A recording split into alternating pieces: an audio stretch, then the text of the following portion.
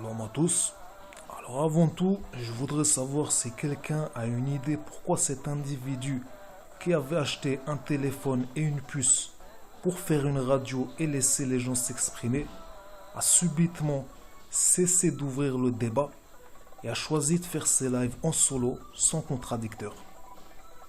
Deuxième question, si elle est vraiment là pour l'échange et le partage de connaissances et non pas pour déverser sa grotesque propagande afin d'embrouiller l'esprit des plus faibles, pourquoi a-t-elle fourbement censuré le commentaire bien objectif que je lui ai répondu sous sa vidéo sans même prendre la peine d'y répondre?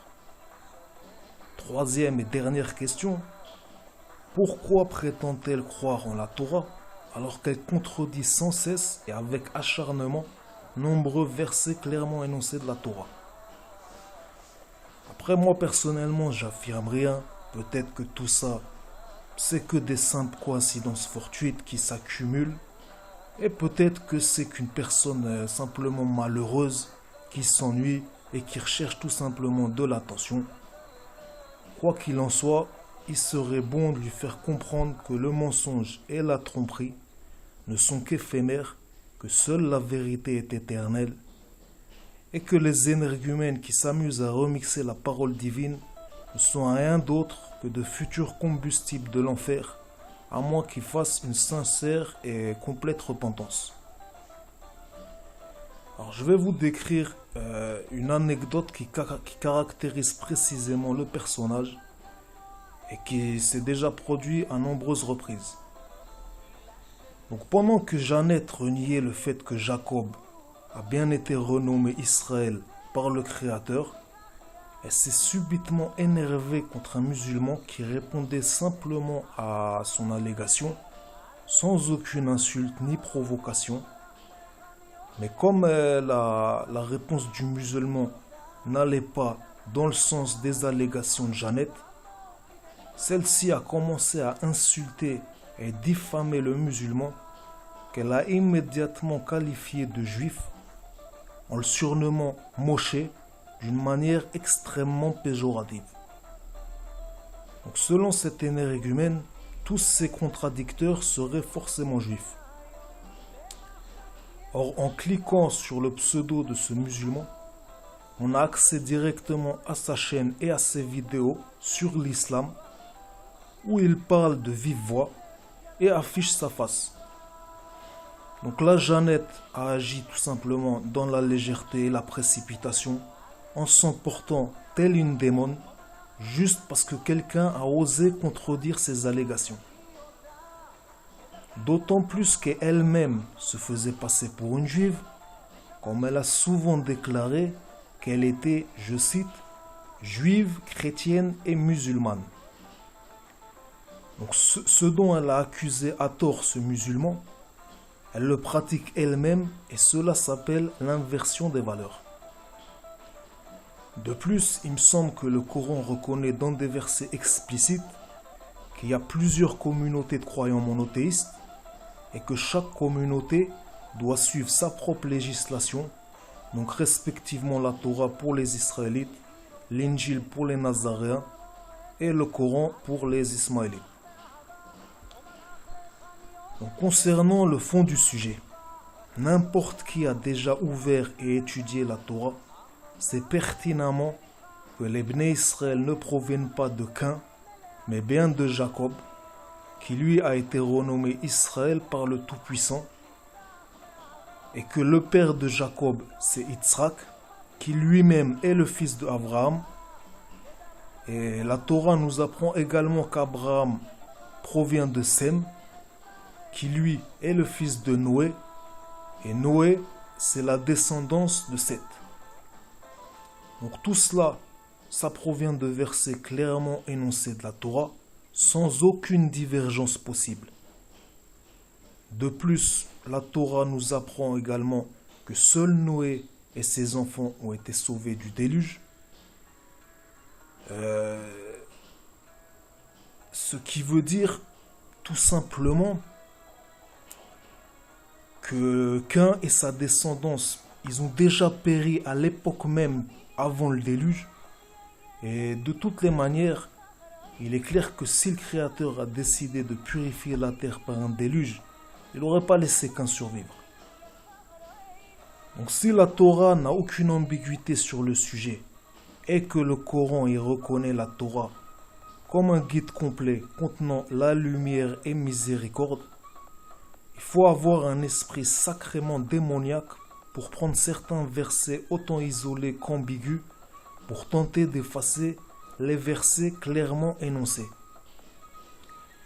Donc en deux mots, cet énergumène contredit clairement la parole divine de la Torah en usurpant le sens de certains versets ambigus et isolés du Coran. Après, elle a le libre arbitre de ne pas croire en la Torah, ça c'est son choix personnel, et moi je suis personne pour le critiquer.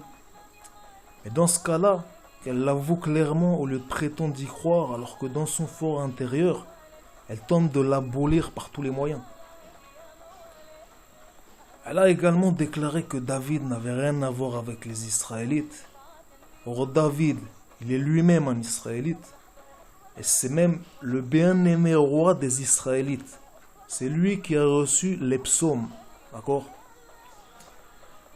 Ensuite, on continue et on enchaîne dans les calomnies de la Jeannette. Donc elle prétend que les sionistes diraient que Isaac et Ismaël sont la même personne. Alors ça c'est une nouveauté, personnellement je sais pas de qui elle a entendu ça, mais moi, les seuls que j'ai entendu colporter ce genre de calomnie, c'est ses collègues moalékistes, comme le Bouchaïb cynique, ou le messager d'Iblis Moalek en personne, lui-même ainsi que ses clones, qui eux ils répètent toutes ces paroles en boucle, sans même avoir pris la peine d'en vérifier les preuves par une brève recherche sourcée. Donc cette allégation provient bien de l'engeance moalékiste et non pas des sionistes comme prétend Sichagen, qui manifestement tente de rejeter tous les maux de la terre sur Israël. Alors elle déclare également que les Palestiniens seraient des Hébreux.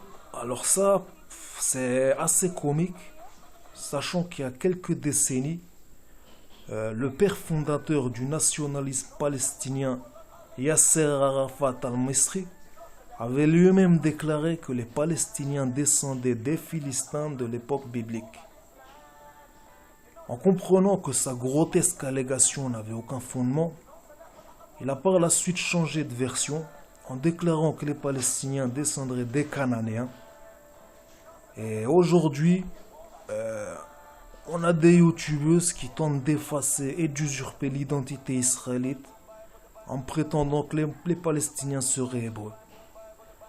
Alors le problème, c'est que cette Jeannette, elle connaît aucun Palestinien, elle connaît strictement rien à la région, ni aux différents empires qui l'ont conquis et occupé. Donc pourquoi elle avance de telles allégations qui sont rien d'autre que des suppositions provenant de son imagination personnelle et non pas des factualités sourcées de preuves concrètes? Donc encore une fois, ça s'appelle parler et agir dans la légèreté et la médisance et le colportage de ragots, c'est vraiment pas conforme à la croyance monothéiste. En s'acharnant à vouloir nier l'identité israélite par tous les moyens, cet énergumène tente de nier la lignée des prophètes qui ont reçu la parole divine. Et que ça soit fait consciemment ou inconsciemment, cela s'apparente clairement à du satanisme pur et dur, ni plus ni moins. Donc, dans ce même live, elle a déclaré avoir lu le Talmud et a donc laissé entendre qu'elle le maîtriserait, en parlant juste après ça de l'arrogance de Cain. Donc, sachant pertinemment qu'elle n'a jamais rien lu d'autre qu'une infime poignée de citations mal traduites ou erronées qu'elle a trouvées sur YouTube, et qu'elle n'a jamais eu aucun Talmud entre les mains, la Jeannette est parfaitement compatible avec l'arrogance de Cain, en plus de mentir effrontément. Et encore une fois, tout ça c'est vraiment pas des caractéristiques de croyants monothéistes.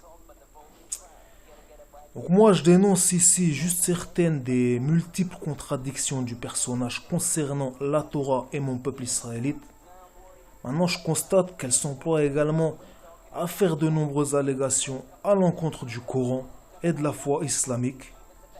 Mais moi, n'étant pas directement concerné et ne maîtrisant que très peu le sujet, je préfère laisser le choix de rectifier toutes ces calomnies ou erreurs à mes cousins musulmans.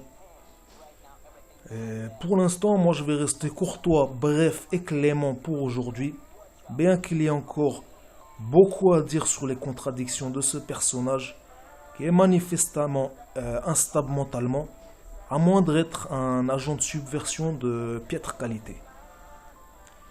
Shalom, salam, paix pour tous, et la malédiction sur les satanistes ennemis du Tout-Puissant.